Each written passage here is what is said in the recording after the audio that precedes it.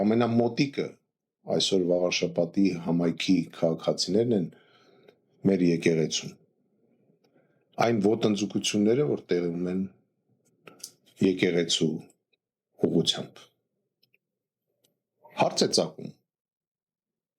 եթե եկեղեցին կարելի է բաժանել եւ ստեղծել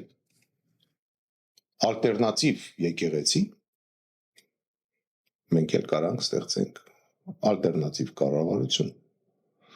Մենք էլ ունենք այդ իրավունքը։ Ով ասեց, որ կարա ինքը գնա եկեղեցին բաժանի ու գնա այդ եկեղեցուն փորձի նոր ինչ-որ ղեկավար նշանակի։ Ուրեմն մենք էլ կարանք կառավարություն ստեղծենք ժամանակավոր ալտերնատիվ եւ սկսենք զուգահեռ կառավարել։ Մենք էլ ուրեմն այդ իրավունք ունենք։ Այդ երկում հոմենակ իրավունքները իրանց ձեռքում չի։